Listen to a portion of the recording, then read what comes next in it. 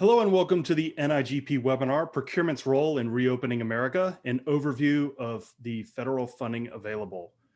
Today's webinar is being brought to you by the NIGP Business Council, and our panel includes Kim Abrego and Shelley Vineyard with Disaster Recovery Services, Craig Jackson with Cintas Corporation, David Kidd with Safeway Inc., Brian Menigan with Carrier Corporation, Jeff Piskuski with Omnia Partners, and David Wetzel with Canon Solutions America.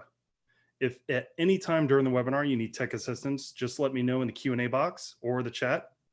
During the presentation, you may submit questions to the Q&A box on your screen, and we will take them during specified parts of the presentation. Would our panel like to get us started? Absolutely.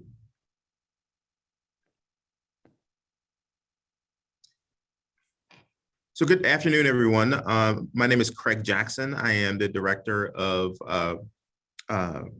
Cooperative Purchasing for Cintas and a proud member of the NIGP Business Council.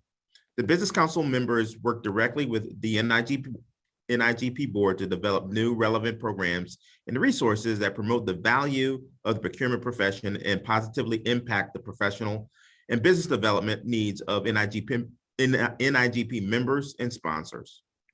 Through the NIGP Business Council, suppliers and procurement professionals connect to share best practices, experiences in order to perform processes and enhance the relationships between suppliers and purchasers. As a result, Business Council members have a direct impact on driving public procurement profession forward. Please note that these companies are fully invested in serving the public industry.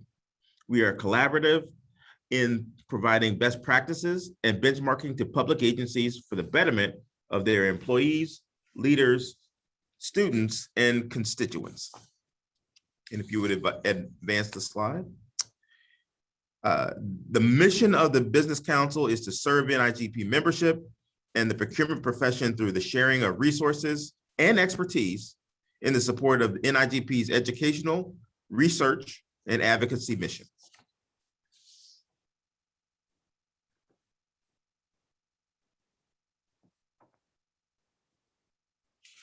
Through the course of this training, the learning objectives are as follows.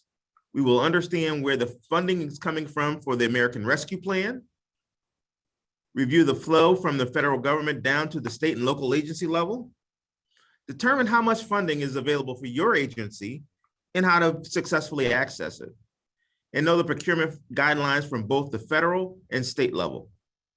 Also, we will get into the reasons of how to leverage cooperative purchasing when reopening your public agencies.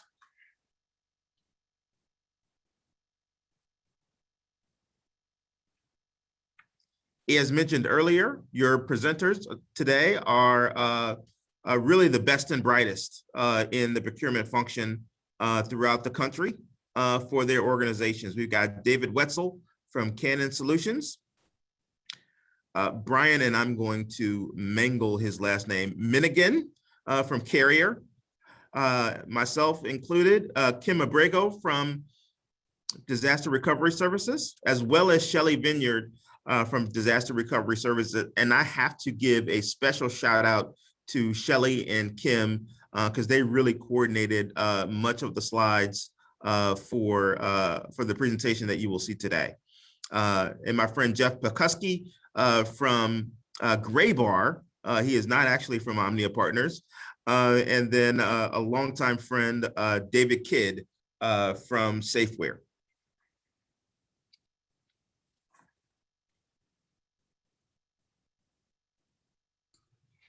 All right, thanks, Craig. Hello, everybody. I'm Kim Abrego with Disaster Recovery Services. Hope y'all are doing well. I also hope that you've all had your double shot of espresso because we are getting ready to dive into a lot of information in a relatively short amount of time.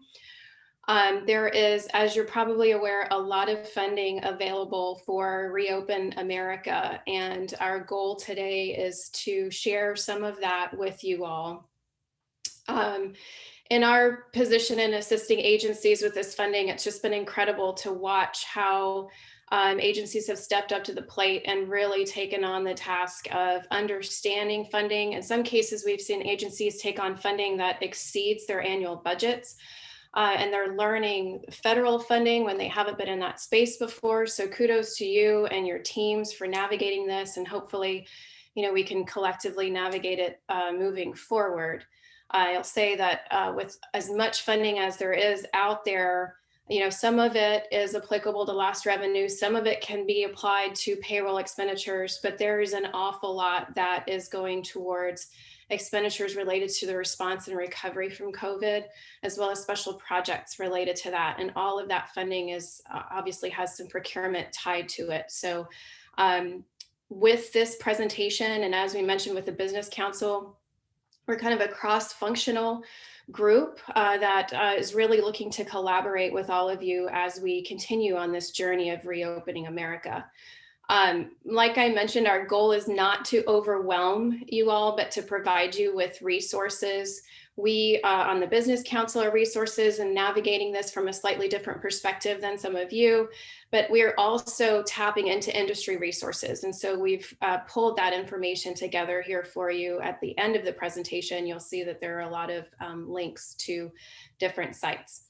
So with that, I am going to give you my disclaimer. I am not an attorney, but feel like we have the responsibility to let y'all know that we have kind of narrowed down our focus on this presentation. So we're taking a look at funding in large buckets that is applicable to the SLED environment. So state, local, and education, right? Also, you'll notice this pretty asterisk at the bottom. This knowledge is current as of the time of this presentation, April 28th, 1 p.m. CST. This stuff changes so fast that we just want to let you know that if you're watching a recording of this later, hopefully the information stayed the same, but chances are some of it has changed. So you want to go back and double check that. So with that, we've got 4 major buckets of funding that we will be looking at today. And I'm just going to go through these from left to right. So we've got our CARES funding. Most of you are well aware of that by now. We've got the CARISA funding that came out December of last year. We've got ARP or ARPA funding that has just come out. Across those 3 buckets, we're looking at over $5 trillion worth of funding. That's trillion with a T, as in a ton of money. So there's a lot of money that's coming down. As you can see, we've kind of broken it down between state and local and education. So that you can see just the billions of dollars that are flowing through your collective agencies. And then in addition to that, we have the FEMA funding. All state, local agencies, as well as public non-for-profits, are eligible for FEMA funding, and that funding is unlimited, but there are a lot of strings attached. So we'll touch on that a little bit as well. So I am one of those people that misses in-person presentations, which is why I have my video on. So hopefully you can see me. I'm hoping that you guys can contribute as well by, as both Justin and Craig mentioned, participating in the chat. So if you have any questions, feel free to drop them in there. We're going to start with focusing on major federal funding through ARPA for state and local governments. So if you are with a state and local government, go ahead and put in the chat where you're from or what agency you're representing. We'd love to see it, and I'd love that interaction as I'm going through this stuff. So for the state side, we're looking at $195 billion coming through ARPA. It's coming in a little bit of a different way than through Coronavirus Relief Fund. And Brian's going to get into that flow of funding with you guys in a little bit. The allocation is broken out. It's very formulaic. It's $25.5 billion per state. Remaining funds based on unemployment figures from the last quarter of last year. As far as when that funding is coming, I feel like it's the avalanche is coming. We know it's coming, right? It was passed in March. They said that 50% of that funding would be coming out within 60 days. So that means in the next couple of weeks, we should see this funding if we haven't already. Treasury is going to split it out. So you're going to get 50% of that funding up front, and then within a year, you'll get the remaining 50%. And as of right now, your funds must be spent by 12/31/2024. So as we know with some of the other funding sources from CARES, those dates can change, but that's where we currently sit. And then you can also see for territories and tribes, kind of a similar breakdown there. If we go into counties, cities, local governments with less than 50,000, similar in nature in that funding is formulaic. So it's either based on population size, or in the case of cities, it's based on your CDBG formula, your community development block grant formula. Again, first 50%, we're expecting any day now, second 50% within a year, and you've got that same timeline attached to it, 12/31/2024 for that period of performance.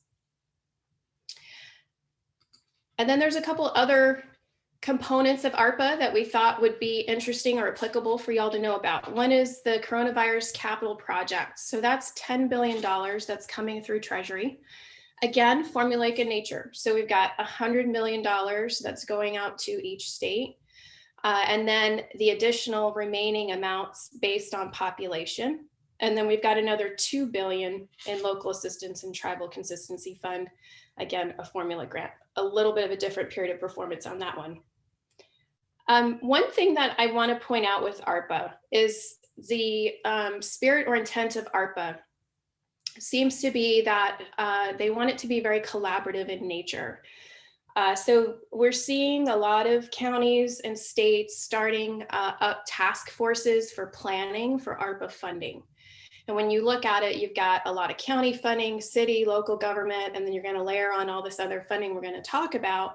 They're really wanting folks to think through and optimize the funding opportunities with the projects that they're doing. From a procurement perspective, we think it's critical that procurement has a role in those task forces, because if you think about just the different funding, where it's coming from, who's responsible for it, whose rules and regulations apply, it gets complicated quickly. And if folks aren't considering the procurement aspects of it, they should be. So we're encouraging, for those task forces that we're aware of, we're encouraging that we get procurement involved quickly. The government is also, you can see the spirit through what they're doing. They just started or announced in April an Office of Recovery Programs. So this is an office that reports to the White House. And the intent is actually to have CARES, CARISA, and ARPA all kind of funnel in through this Office of Recovery Programs, again, for coordination, collaboration, communication. So hopefully there'll be some more consistency with ARPA funding than we saw with CARES funding. Okay, so that was ARPA. Now for state and local government, just a brief touch on CARES, Coronavirus Relief Fund. As I mentioned, most of you have probably already seen this, touched this, you're done with this. But for the bigger picture, we wanted to include it here. So that's $150 billion that was allocated to states, territories, and tribes, also population-based, right? There was a three-pronged test for CARES. It had to be related to COVID, not accounted for in your most recently approved budget, which is as of March 2020, incurred between March 1st, 2020 and December 31st, 2021. Originally, that date was 12/31/20, but then it got extended. So most of what we've seen, folks are kind of finished with this. But if you look at it with the period of performance now of Coronavirus Relief Fund extended, and then you've got ARPA funding coming out March or April, May of this year, we've got an overlap of period of performance, and we also have an overlap in potential eligibility.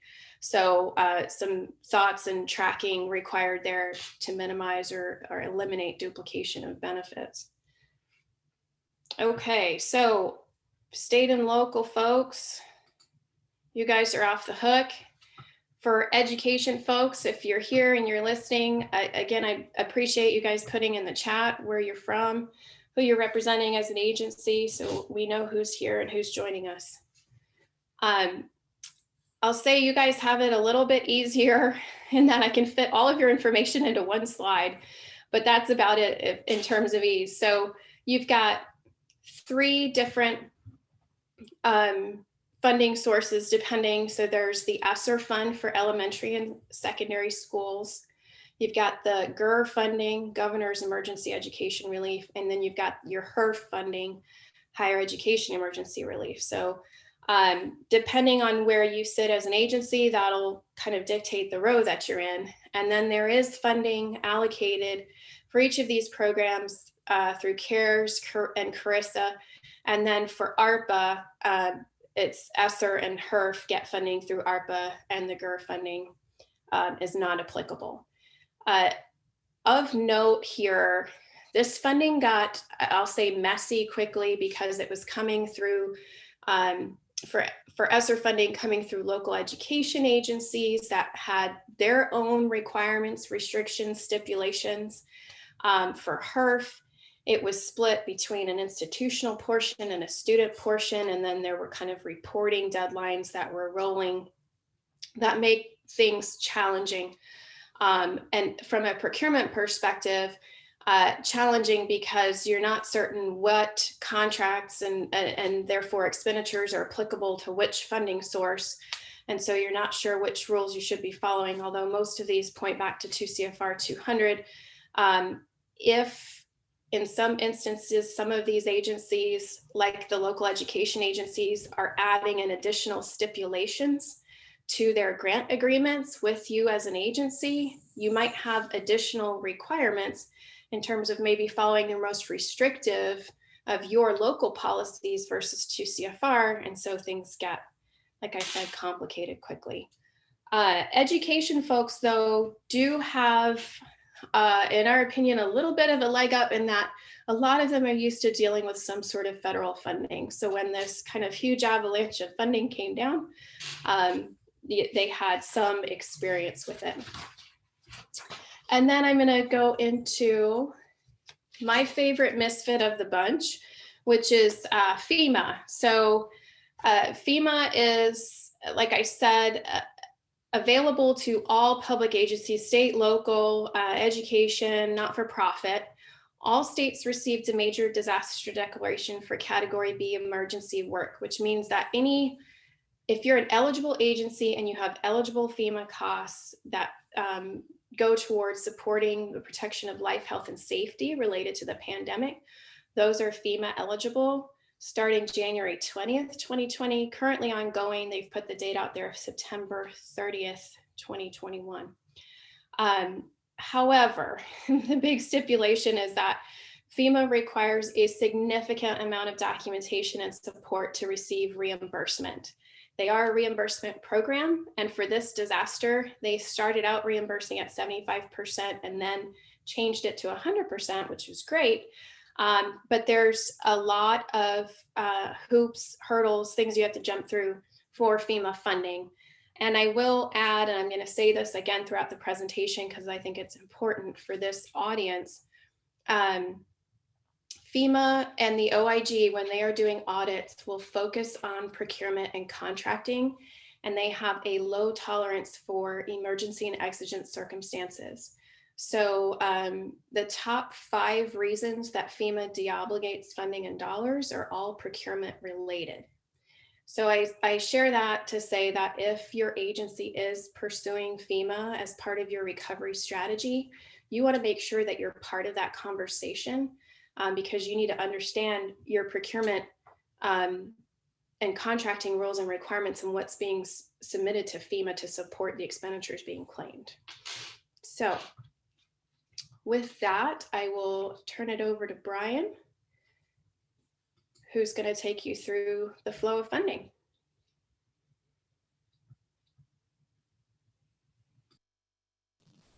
Great, thanks so much, Kim. And I want to say it's a real pleasure to be here to be able to support this great effort. And I will take a step back and just say, you know, from our corporation, we want to be able to help support our clients and also be able to support people out there that are not only dealing with the pandemic, but the idea of how do we go back to a new normal.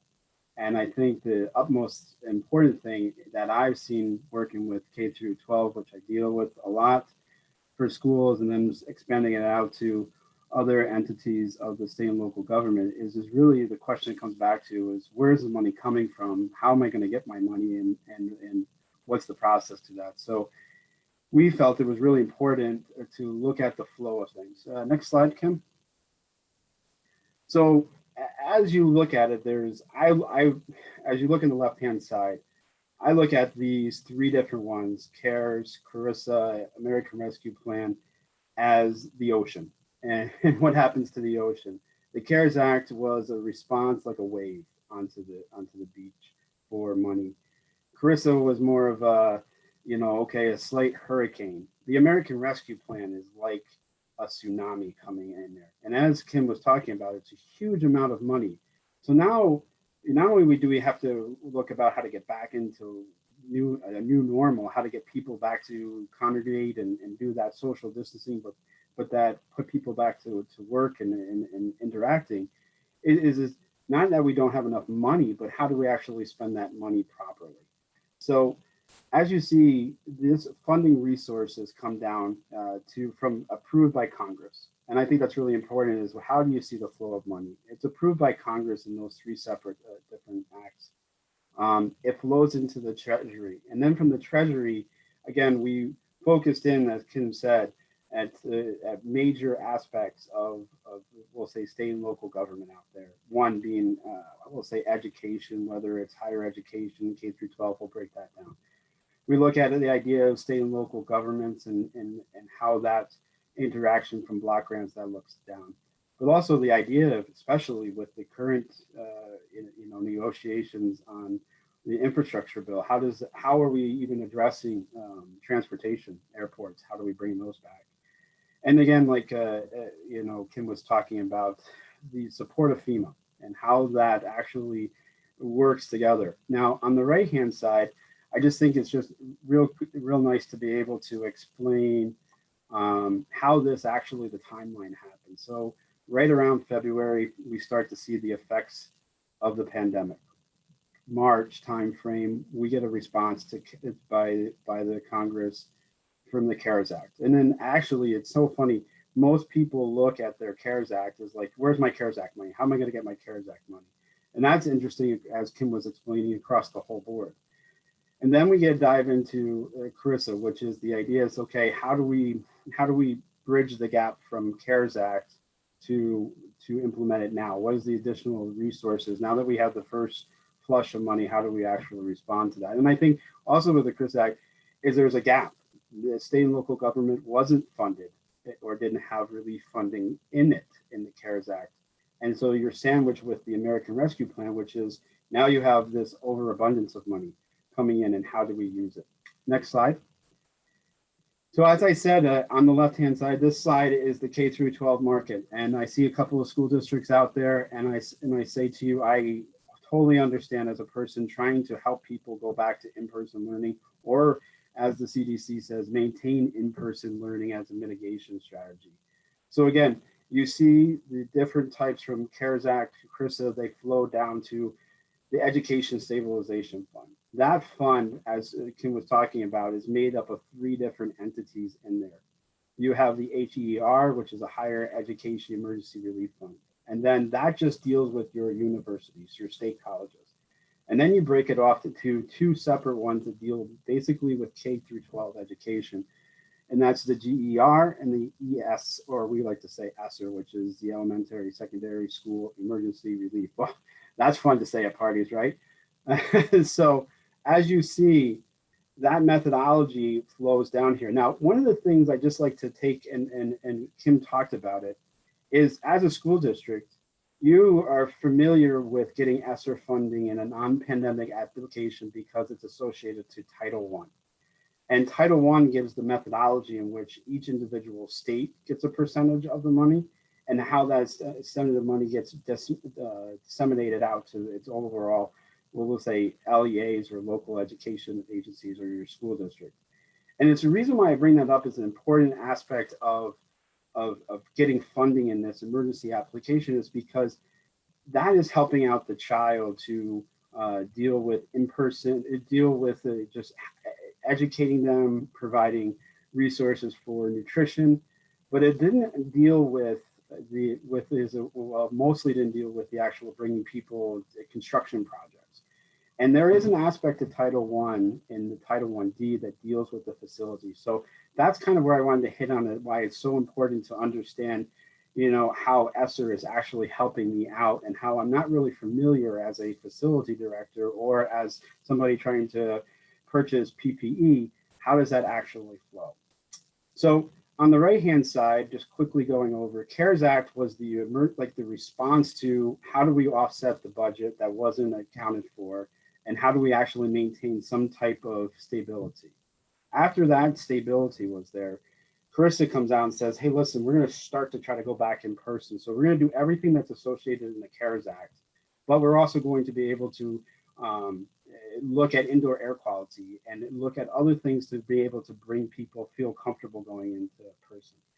And ARP, that's the idea, is that we're revolutionizing the idea that, hey, we're going back to school. How are we actually going to be stable inside of school? How are we going to look at, instead of shutting a whole school district down, how are we going to tackle it from not only improving with 20% of the money coming in to stabilize the school, to do either longer programs or longer education, but also how do we actually affect a strategy of mitigation for bringing people in person. Next slide. So in transportation, it's another thing about having a little bit of a gap, is that the Carissa Act did not have that, but CARES and the American Rescue Plan did. And that money is funneled into the Department of Transportation. Now, Department of Transportation, again, just like the Education Stabilization Fund, is broken up into separate categories.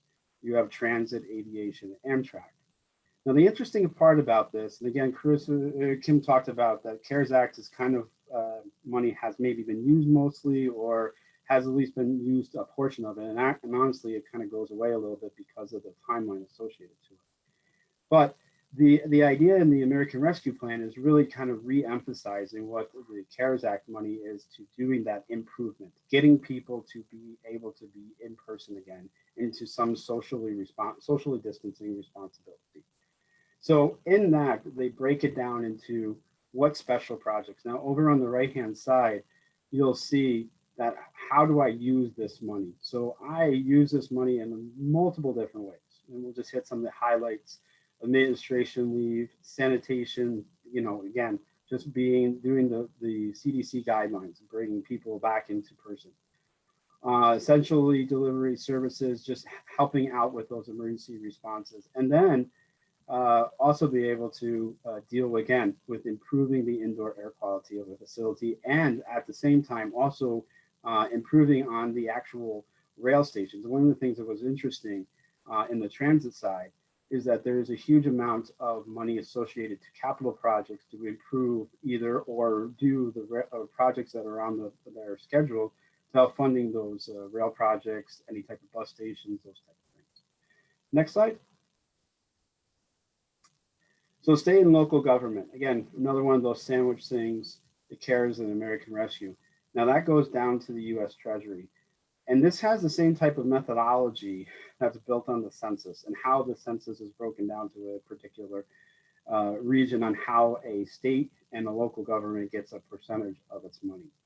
The CARES Act, again, like we said, it had a large portion. The American Rescue Plan has an even larger portion. And as Kim was talking about developing this Office of Recovery, the American Rescue Plan is the idea is, okay, I'm done with the response. Now I have to do the new normal. How do I go back? And so there's this huge amount of discussion on how to actually use those funds, and funds particularly to what?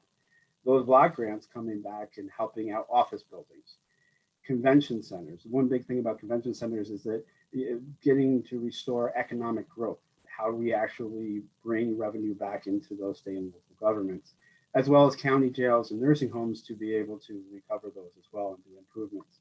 On the right-hand side, you see that funding is only available for the CARES Act until the end of this year.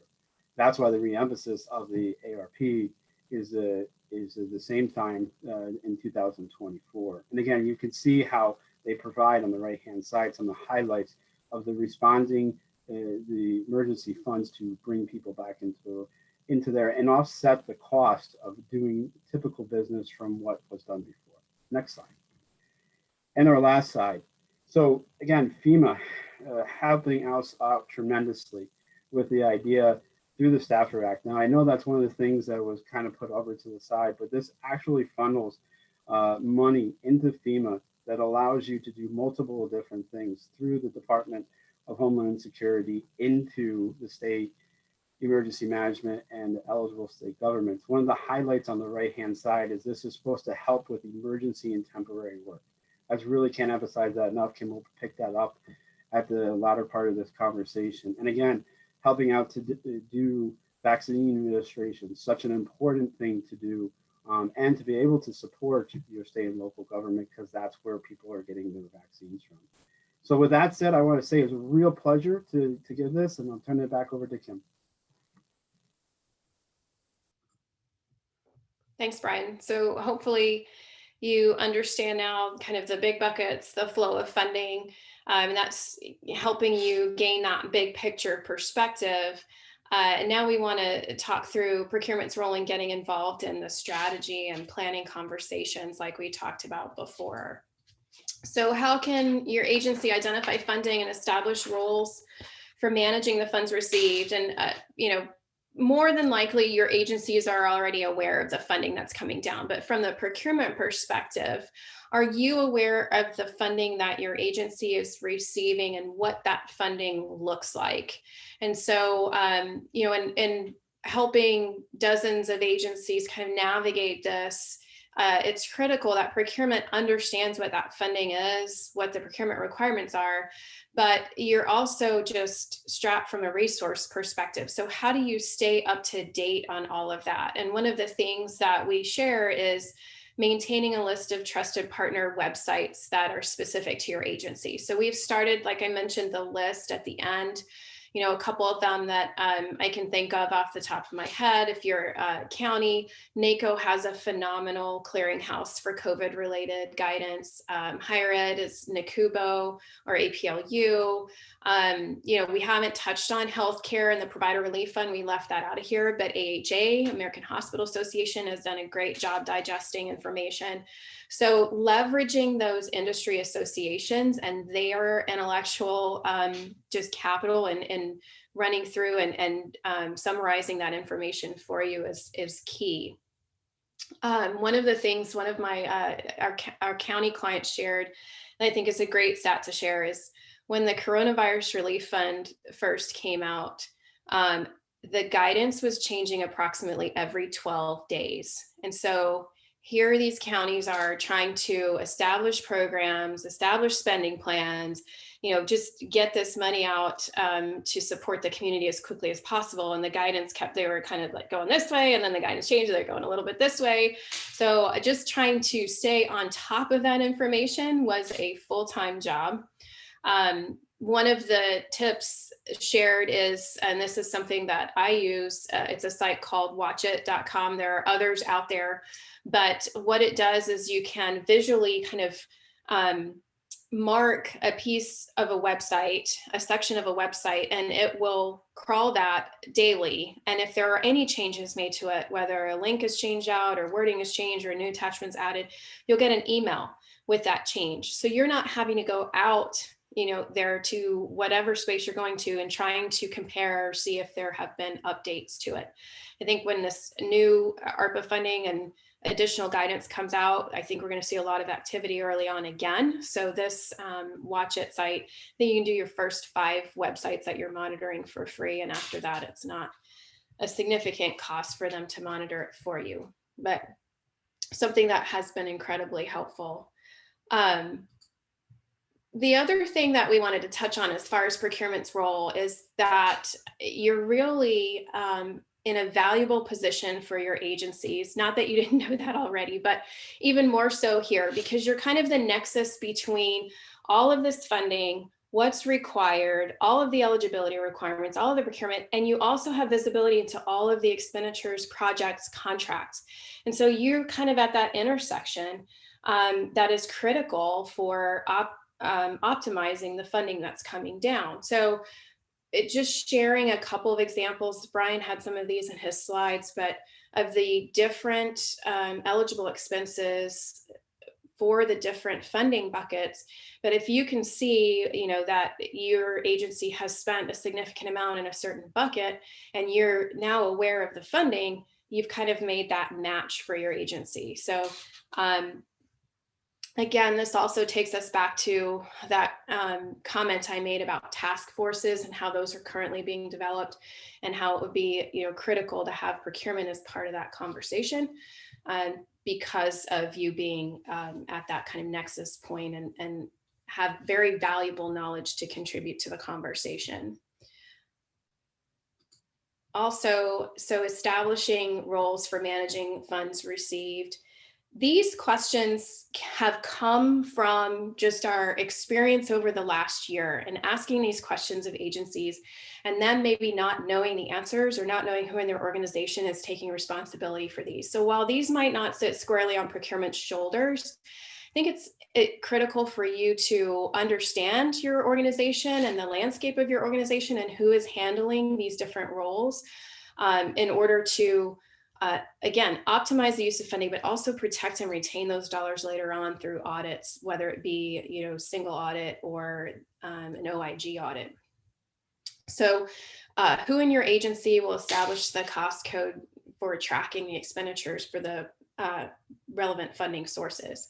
Something interesting here to add is in a traditional disaster, you normally have one cost code set up that everybody kind of, all expenditures related to that disaster get coded there.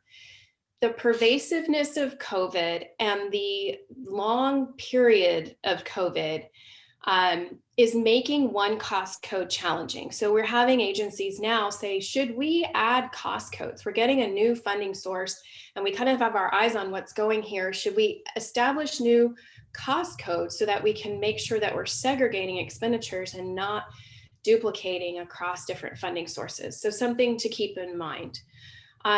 Who's your primary contact for legislative updates and reporting requirements? And this may be different for different funding sources, but there should be somebody at the organization that's responsible for this information.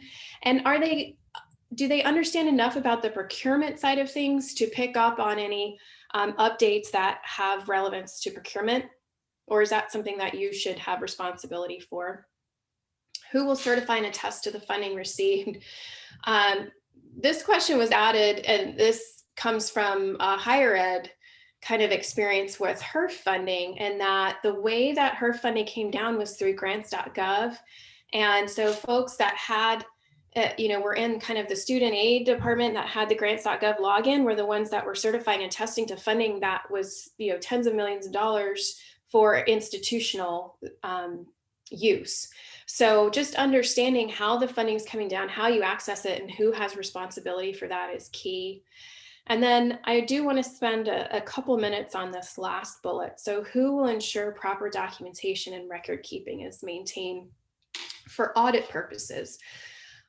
Because there are so many funding sources, and one of the things the OIG has made very clear is that they will be auditing to ensure there's no duplication of benefits. So even if you have documentation related to one funding source, you really need to have it for all the others as well, so that you're demonstrating that you're not duplicating.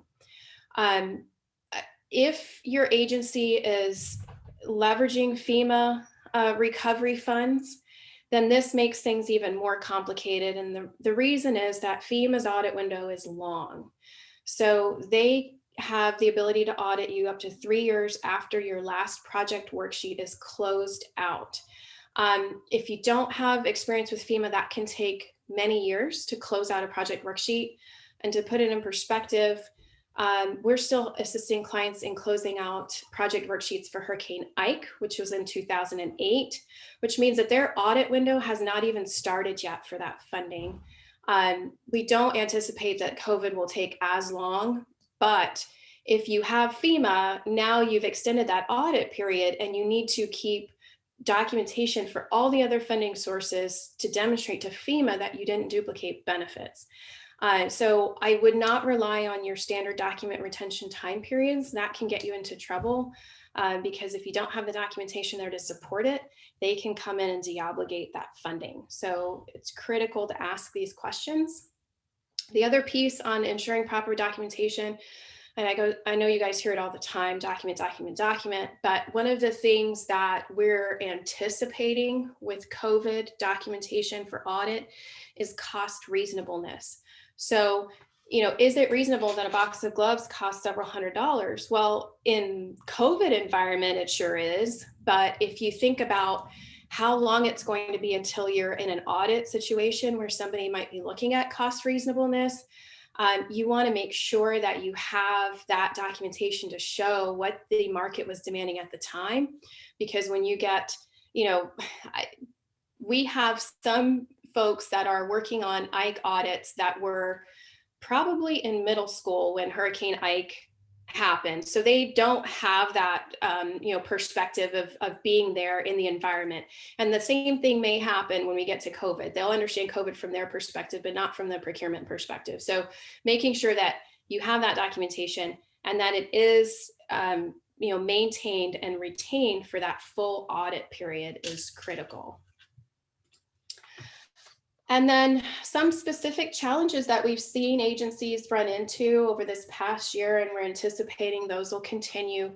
So just identifying and understanding the type of funding. So if it's coming obviously as a direct federal grant, that's one thing. But if you're a school and you got ESSER funding, and then you may have received funding from your county through Coronavirus Relief Fund that was considered other financial assistance through an agreement, you just understanding what all of those different funding sources are, what the requirements are, what the procurement requirements are, understanding that the prime recipient, say the city or the county in this case, if you're a school, you're now the subrecipient, the prime recipient can add additional requirements for your compliance. And we had some agencies that didn't quite understand that. They were reading the original federal fund documentation, and they were designing their processes and procedures to that, not realizing that they had additional requirements they had to meet per their grant agreement that the prime recipient had added. Integration with other federal funding sources is huge. David will pull up an example in his section of the presentation, but the ground continues to shift underneath us. And so how do you as a procurement professional know which expenditures are going to be applied to which funding source when there may be funding sources that come out later that we're not even aware of yet? I mean, put us in our shoes a year ago, we weren't even aware of ARPA yet. So how do you structure your agreements and your projects and all of the contracting that goes around that to ensure that you're meeting funding that doesn't exist yet? And then no duplication of benefits. And I've hit on this so many times, but it's critical that you're contributing to the tracking and the segregating and everything that happens to ensure that your agency doesn't get dinged later on down the line for it's something that was unintentional, but just not measured or tracked appropriately. So as far as procurement's role, we've touched on these, but I think it's worth repeating. Identifying and monitoring trusted partner websites for announcements, changes to guidance, leveraging what they're doing to digest and share the information so that you don't have to do that, and then sharing that out with your team. Understanding the funding that's specific to your agency. So the original funding source, and then if there's any grant agreements or things that further narrow or change your requirements underneath that. You are the nexus of that eligibility of funding and then how those expenditures are going out or what's being spent. So understanding that incredible value you provide and becoming, joining those task forces and engaging in those conversations. And then here we go again, duplication of benefits. So ensuring proper tracking and coding so that your agency can protect those dollars long-term. So with that, I will turn it over to David Kidd to dive into these procurement details. Thanks so much, Kim. So we hear some recurring themes, but we have heard a lot about the different buckets of funding, what they are, where they come from, and procurement's role in the process. But what do some of your considerations look like when you're going through the process of contracting to achieve your objectives? So on the next slide, we're going to look at what do the volume and frequency of these purchases look like. So in 2019, a lot of agencies learned a valuable lesson from being put in the place of placing several different orders with multiple suppliers for any items they could even get their hands on to help deal with the COVID-19 emergency. Some of these purchases were for one item, some of these purchases were for millions of items, but when you're dealing with the unknown, the scenarios are constantly changing, as we've already heard about how frequently even the requirements were changing as well. So what seems like a best practice or a best product today could be gone tomorrow. How does procurement deal with the constantly changing requirements and requests that are coming into their departments? Well, some of these items we just talked about that were ordered, they had months of backlog, and sometimes they're finally trickling in right now and even into the next several months. And some of those items that were ordered at one point during the response, but then they were determined not to be the best option, they've already shipped and they're sitting in the warehouse in bulk. So either way, procurement continues to be faced with the challenge of monitoring the burn rate or the usage rates of their current products that they have.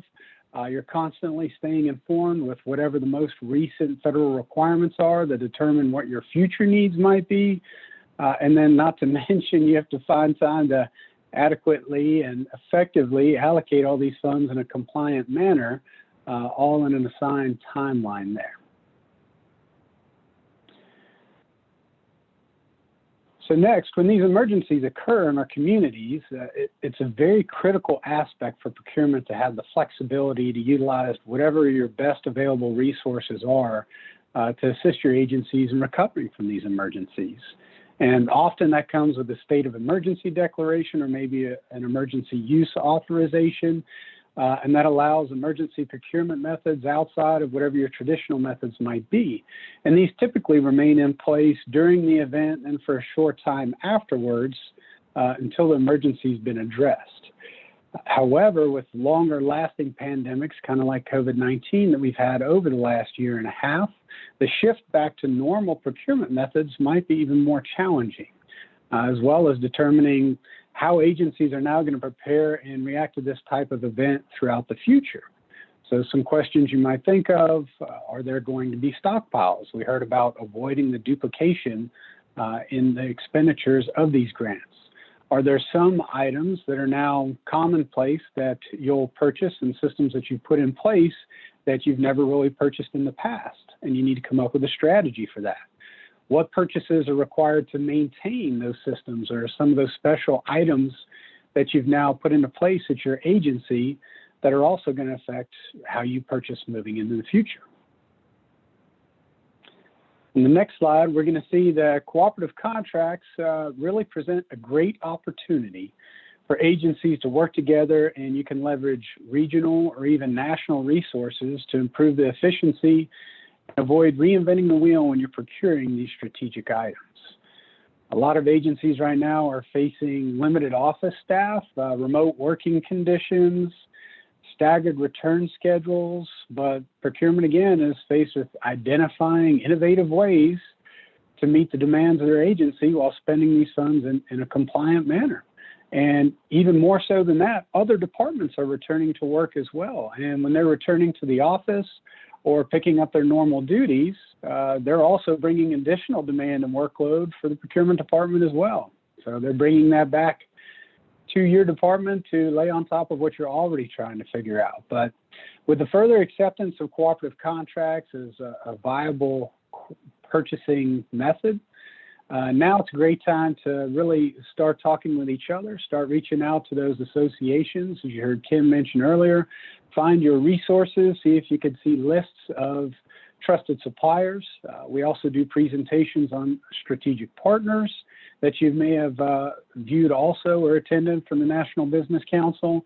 There might be lists of different contractors that are out there and contracts that they have available to them, but really reaching out to your peers and identifying who those suppliers have been that were the best and have performed throughout these types of situations and scenarios, and utilizing these funds in the past will give you a really good roadmap to know what options that you have out there. And many of these cooperative contracts actually already include a lot of the compliant language and compliance requirements that you've heard discussed already, and some of the different things that I'm going to cover over the next few slides that agencies need to consider whenever they're utilizing contracts for these purchases.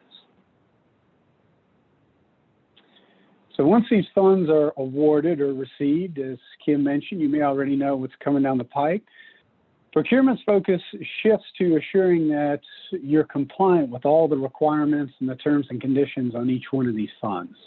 So this slide is really a good visual representation of just some of the topics that procurement professionals are considering while you're trying to check all those boxes of their grant and uniform guidelines, 2 CFR 200, as you see as well. And we're going to jump into this. It's not a complete list, but it gives you an idea of the funds flow through. Now you're going to start diving into, okay, what do I need to determine in order to make sure that I'm compliant with the fashion in which I spend these funds? So we'll jump into the first section here. And as we dive into these grant requirements, the first step we've heard, Kim also mentioned it a couple times, again, those recurring themes, is purchasing department is going to try to determine where the most restrictive rules fall within these funds. So even if the funds themselves have more relaxed restrictions than your own state requirements, we know from 2 CFR 200 and uniform guidance that the more restrictive rules take precedence when you're making these expenditures. So we're going to have to be sure that we're adhering to those. On the next slide, once we know what the most restrictive requirements are, now what we're going to try to do is figure out what specific policies or procedures are included in these grant requirements, and are they enforced on the awarding agency? Are they enforced on the supplier? What's that going to look like? So some of the questions you might think is, do departments or suppliers need to have certain policies in place or adopted within their organization to be compliant? How are we going to show compliance with these policies and procedures? And then also, does this eliminate any of our current supplier partners, or maybe some of those that you have reached out to your peers and they're utilizing within the process? Is it going to eliminate them from being an option that you're able to look at when spending these funds? So the next step that we're going to look at is determining what type of competition needs to be used or occur or have already occurred if you're looking at utilizing a cooperative contract or an existing contract in order to satisfy, once again, whatever those most restrictive rules or requirements are associated with the funds. So do we need specific documents, as we see here, included in the original solicitation? Can these document terms be enforced on an existing contract, like we spoke about, one that's already been competitively solicited? And does it need to be a certain method of solicitation that's done, or a certain solicitation process that's conducted? How do we need to see transparency into the pricing? These are all important questions that you're going to be going through with your due diligence and determining how you're going to contract for these items. Are you going to do your own contract? Are you going to utilize an existing contract? And if so, what does that look like?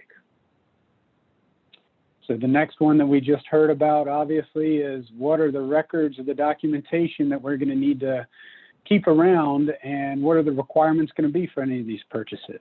So you heard about that long-term audit trail that's out there. You've heard about the different initiatives from the OIG on auditing with these funds to avoid duplication. But these are important things to think up front when you're starting to review the different opportunities that you have to expend these funds. So how long are you going to need to maintain these documents?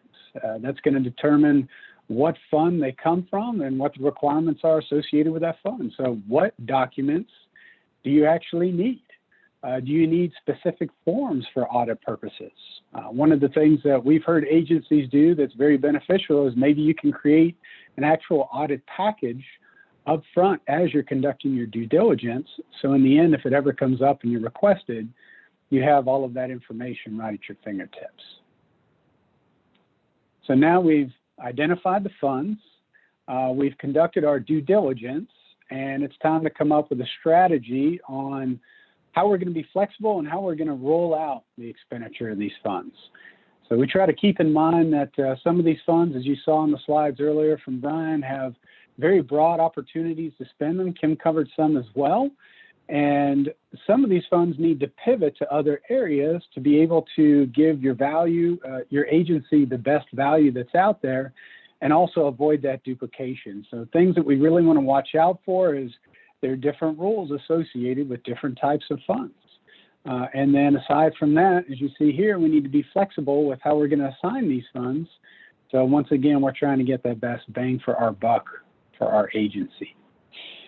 As Kim mentioned, I'm going to turn it over to her again real quick, as she's going to talk about an example of integration with other federal funding services here, other federal funding sources, and share that with you. Yeah, thanks, David. So as David mentioned, there's a bit of a strategy in optimizing the use of funds across all of the losses. And so we were wanting to put that in a visual so that you could track how this might play out. And this is an example for a higher education agency. If you see there's 3 different scenarios here. The first scenario on the left-hand side, and the first bar actually shows how the agency has measured their losses. So you can see in total, they have $500 million to date worth of losses. 300 million of those are lost revenue. So whether it's decreased tuition, not as much housing and dining, not as much revenue from athletic events, those all fall into that lost revenue category. And then they've got about $200 million of expenses related to COVID. So whether it's additional cleaning and sanitization, PPE, quarantine for student housing, vaccine administration, anything that you can think of related to COVID expenditures would fall into that $200 million bucket. And originally the agency said, you know what, FEMA is a hassle. We're not going to deal with FEMA. We're just going to use our funding as we see it. And so we've got the HERF 1, 2, and 3 funding here, right, in the gray column, where they thought, okay, well, HERF has a lot more flexibility in terms of use. They're not testing to procurement as much with HERF, although the OIG will probably come in and do that. So we're going to just stick with HERF funding. Well, when they stacked up their available HERF funding next to their losses, they realized that they were short a significant amount. And so they felt obligated to then go to another source to address that $200 million funding gap. This is making a huge assumption that all of their $200 million of expenses were FEMA eligible, but we're going to go with it for ease of demonstration. So once we get over to the FEMA cost share 75%, which is how FEMA first came out of the gate for the COVID disaster, was they were going to reimburse up to 75%. You can see now that there were $150 million of expenditures that went to FEMA. So from a procurement perspective, they hadn't originally intended to send anything the FEMA direction, and now they're sending $150 million of expenditures to FEMA. And FEMA has some significant procurement requirements that are quite restrictive. So, there's a lot of kind of shoring up of documentation and processes that has to be done in order to ensure that they can retain those funds long term. And then if you move over to the far right-hand side, this just demonstrates how the ground continues to shift. FEMA then came out and said, okay, well, now we're going to reimburse 100%, which is great news because that addresses that remaining $50 million funding gap. But there were $50 million of expenditures that they weren't intending to have to comply with FEMA's procurement requirements that now do. So when you kind of take a step back and are looking at it from that procurement strategy perspective, you really have to think of what is going to be the most restrictive funding source, and is there a way that I can have my agency comply with that in the event everything ends up in that bucket without it being overly burdensome. Back to you, David.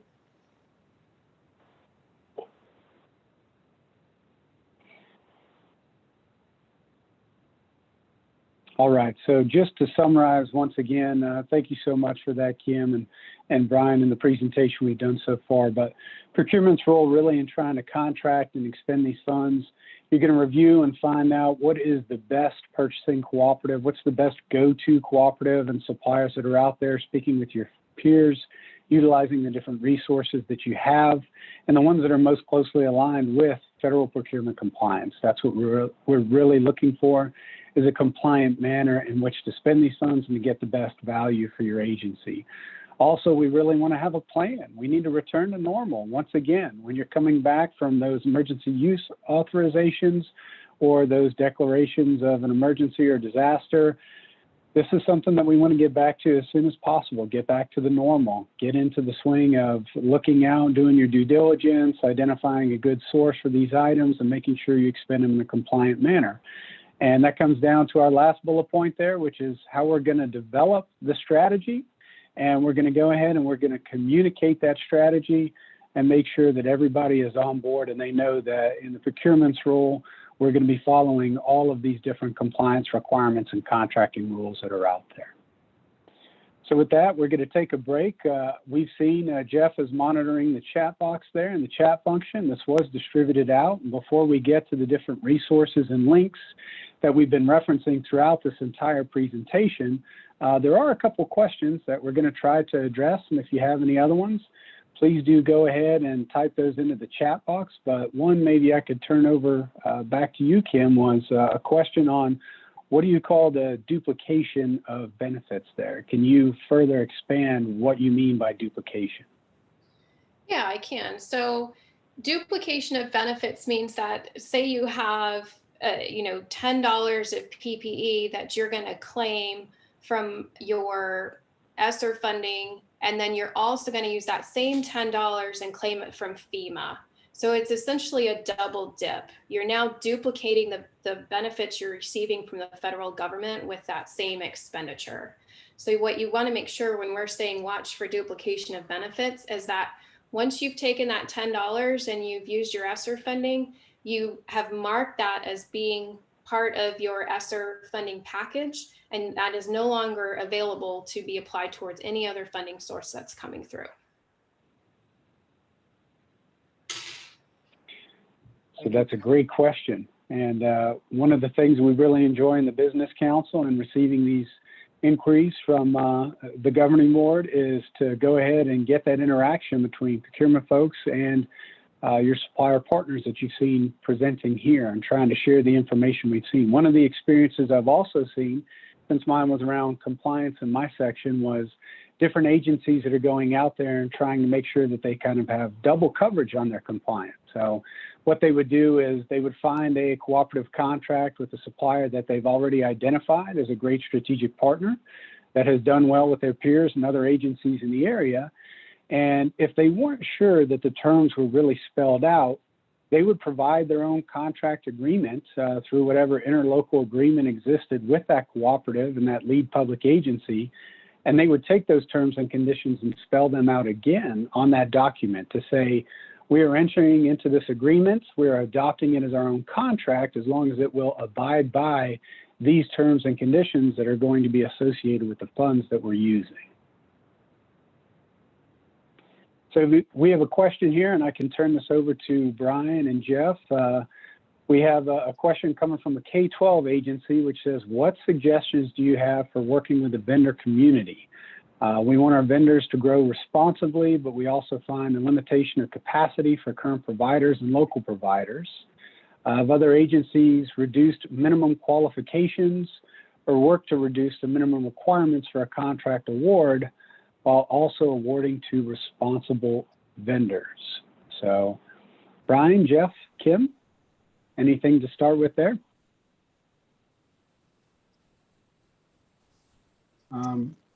I will just step in and say, working with the K through 12 market across the country and individually working with school districts making procurement decisions, the first thing that we always do is educate people why it's so important to understand where the money's coming from. And I think understanding where the money is coming from, as Kim and David has explained, there's qualifications for the use of that money.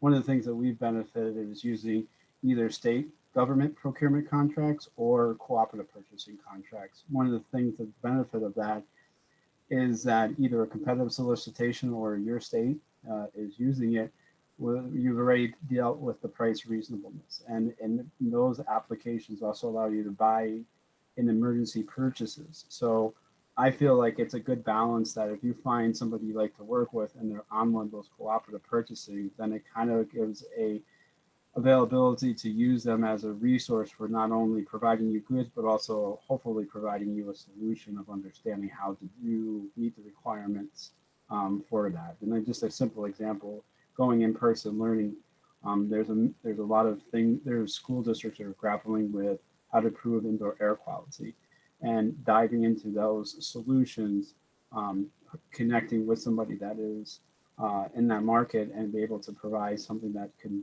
meet those solutions, usually it resides on one of those cooperatives. So that's my opinion.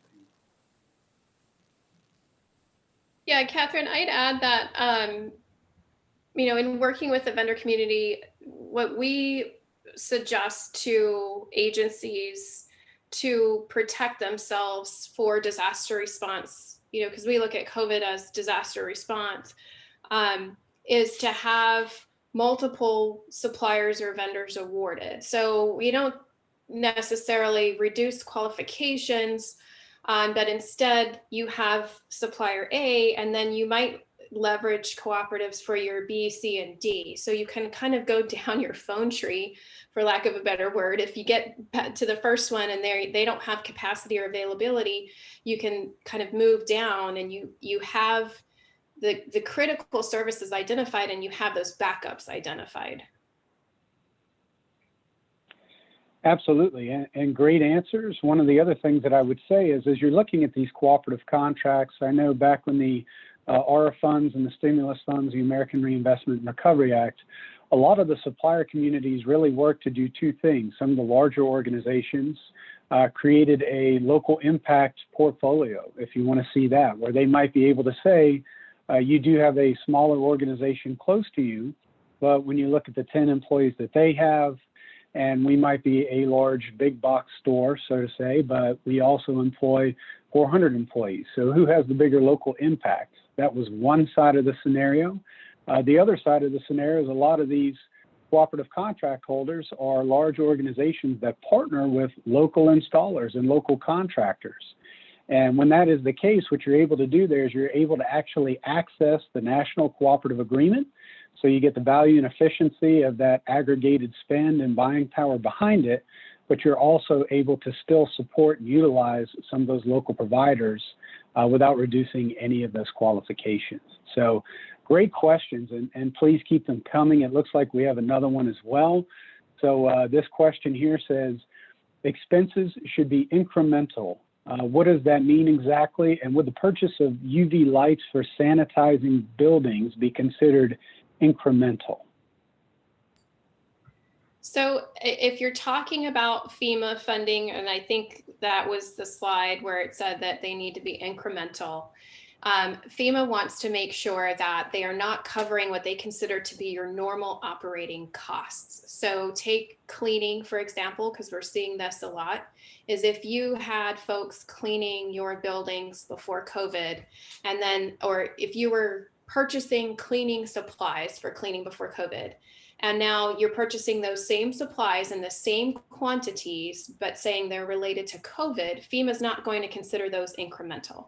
But if you're purchasing additional supplies or more expensive cleaning solutions that have to address, whatever requirements CDC has in place currently, then those would be considered incremental. So as far as your question for UV light sanitizing buildings, as long as those weren't purchased before, right, and they were in response to COVID, then those could be considered eligible expenditures for FEMA. And I will just add real quickly for the K through 12 market, if you look at the CDC requirements and also ASHRAE, which is referenced by the CDC, UV lights can be used as a way to improve indoor air quality, and therefore it should be able to meet the requirements of ESSER. And I want to clarify ESSER, not FEMA, because again, this gets into the idea that there is different qualifications and guidelines for each individual trail of vertical under that organization. So one of the things that Kim will talk about is there is in the reference section, looking into the guidelines for a particular area and seeing what meets that, and then having those, making sure anything that's provided by a solution is covered in those guidelines. All right, great questions. Again, keep them coming. This is great because I know that most of you are sitting back and you have a question, you don't want to type it. However, there are probably several of your peers that are out there thinking the exact same thing, and they also don't want to type it. So go ahead and feel free to add that in. We do have another one that came in. Bear with me as I try to read this one here. But OMB has implemented a new rule for state entities to comply with the socioeconomic affirmative steps at 2 CFR 200, 200.321, and the domestic preference for procurements at 2 CFR 200, 322. What are the best practices for procurement and contracting to comply with 2 CFR 200, 321 and 2 CFR 200, 322? So without having those in front of me, one of the things that I'll say is prior to working with the current National Business Council I'm with, I did work with a national cooperative that's out there. And when the 2 CFR 200 requirements came out, we created a due diligence checklist. So one of the things that you can do, I've seen states do it as well for cooperative contracts out there. I know state of Louisiana, Jonathan Walker is one that also created that for his cooperative contracts and utilizes. But Fairfax County was one of the agencies we worked with, and they pulled all the requirements out of those actual sections, and they created a checklist, which had the requirement on the left, and then the contract with an empty box on the right, and you were able, during your due diligence, like I spoke about with the contracting in the compliance section, to actually notate where the contract was compliant with that, or if it didn't address it in the actual contract itself. So Kim and Brian, I'm not sure if you have anything else to add to those specific sections. I was going to ping Shelley, who is our procurement practitioner, to see if she had anything that she wanted to add to that. Yes, hello everyone. Great question. Just as a point of clarification, from a FEMA perspective, these new requirements apply to disasters that have been declared or were declared after November 12th of 2020. So for COVID, you don't, from a FEMA perspective, you don't have to worry about the specific MeBe-WeBe compliance is what I would call it for short, your 2 CFR 200-321. But because most of you as state agencies more than likely have a hub program or a hub requirement that your state is normally applying to your purchasing procedures.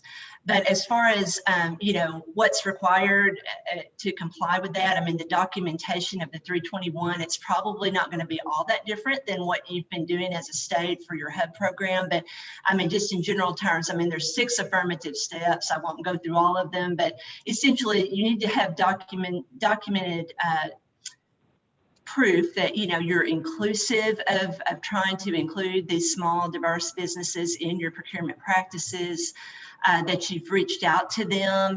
Most of you, or a good number of you, have e-procurement systems where you can kind of capture in the vendor registration whether or not certain firms meet the small and diverse, certification requirements. So a listing of those that responded. I mean, it's not a requirement to have to award at the federal level. It's just a requirement to, make sure you're doing your appropriate outreach. And then again, we can share out, if need be, details of those 6 affirmative steps. But the documentation of meeting those requirements is what's very important to be able to show you did that. And then on the 322, that's the codification changed. 322 used to be about recycled materials, but with the changes with OMB, 322 now becomes the domestic preference for procurements. And then the recycled material type requirements back to 323 now with the new guidance. But again, complying with that, most of that right now, I mean, there's definitions that we can point you to, but you just want to make sure that you've got the actual contract clause moving forward for any future disasters that you're going to be dealing with, where you have included the specific language that is now been added to CFR 200 Appendix 2 for these technology type procurements. So I don't have time to go into all the details, but happy to kind of shoot out some additional information to you all to provide you a little bit more guidance after the presentation. All right, great. Thank you, Shelley. So we have a couple more coming through here. We still have some time left for questions. Kim, I'm going to throw this one over to you. This says, what is the suggested retention record schedule for these projects? 5 years from the last date of the fund spend, 10 years. I know that you mentioned FEMA had a 3-year audit capability in there. And I would say from my section, we would try to read into any of these different grants and identify if they have that requirement in the language. But let's hear from you. Yeah, I would, if your options are 5 and 10, I would lean 10 for sure, especially if you're going after FEMA funding. The longer that you're able to retain them, I'd say the better. So in that Hurricane Ike example I shared, there are agencies where their funding is being deobligated because they just don't have the documentation to support what they originally claimed. Now, 2008, some records were electronic, some were still paper at that point, but now with most being electronic, I think it's a little bit easier to set that documentation retention period for a longer time.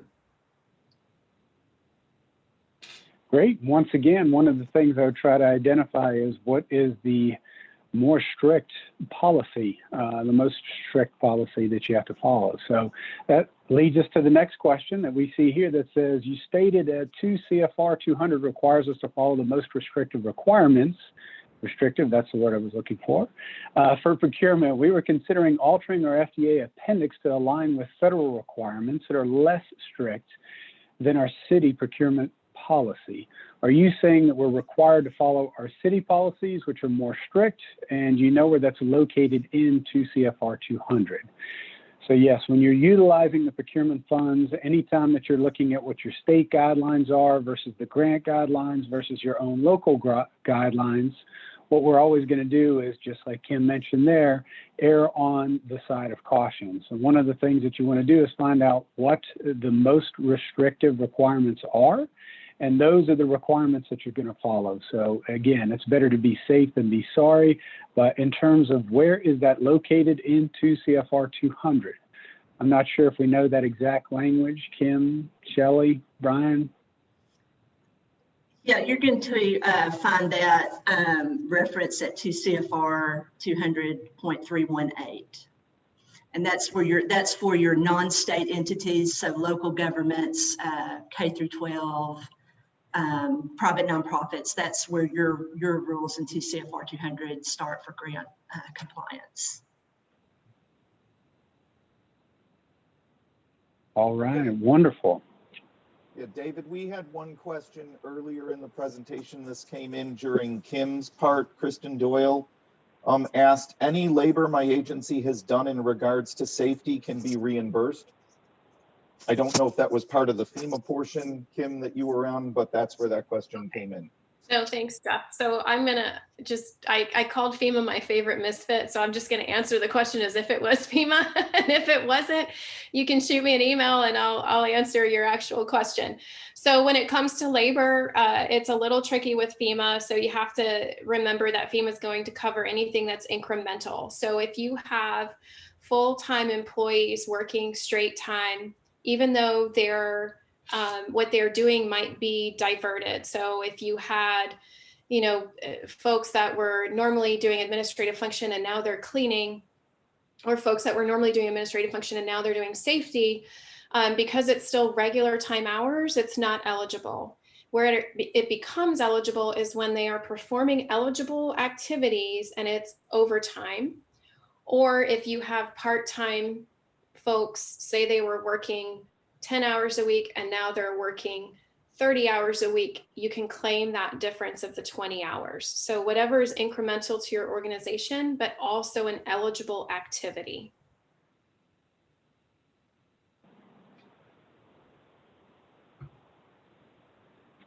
Great. And Jeff, thank you for monitoring those questions. Kim, Brian, and Shelley, all the answers that we had there as well. And with that, we're getting close to the end. If you have any other questions, you can go ahead and type them in. We'll try to address them before we finish. But one of the things that we definitely wanted to include in this presentation, since it is being distributed to everybody, is the resources, or a list of resources that we were able to utilize to put this together. And thank you to all the business council members that you're hearing from on this, this presentation and this webinar today. There were countless hours of research and experience and blood, sweat, and tears put into this. So we really want to make sure that what we're providing you is bringing you value in terms of any presentation that we do. So you'll see here different lists and links that you'll be able to pull up. The CDC, FEMA, GFOA, different requirements. You have the National Association of Counties, Cooperative Clearinghouse that was mentioned earlier. You've got the Office of Elementary and Second Education, Conference of State Legislatures, again, the US DOE, Health and Human Services, the DOT, the Department of Treasury. There are going to be a lot of different links that you can utilize as resources to identify different information that you want, backup, and other supporting documentation. So I saw one more question that came through. I think it may have been answered. We're getting a lot of thank yous that are out there, and we appreciate that. Valuable. Any last questions? Yeah, So go Kristen, ahead, Kim. Kristen is asking ahead, Jeff. if Kristen is asking if she can get a copy of the recording. I believe it's going to be on the NIGP website if they want to go back to it. I don't know if we're going to actually send out the recording.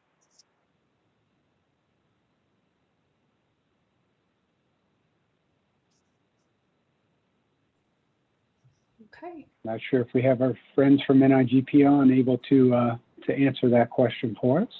Yeah, the recording link will be sent to everybody later this afternoon. Thank you for that. All right. So with that, Kim, I don't see any other questions coming through. I want to thank you and Craig and Shelley and Jeff and Brian and everybody that took time out of their day to attend. Hopefully this helped identify a little bit more in terms of the resources and procurement's role in reopening America. And we all look forward to working with you and interacting with you further and answering any other questions that you may have. You can send those in. Belinda Sites can communicate it with the Business Council, and we'll do our best to get you answers and resources to help identify that. So for me, myself, thank you for the time today. Kim, Craig, Brian, anything that you all would like to add? No, thank you very much. Thank you, everyone. Have a great rest of your day. We appreciate you attending. Thank you, everyone. I'd like to thank our panel and the audience for great questions. Please take time to fill out the evaluation survey. Once we end the webinar, you'll receive a prompt to take that. Both the recording and survey links will also be emailed to you later this afternoon. Thanks again and have a great day. Thank you, Justin.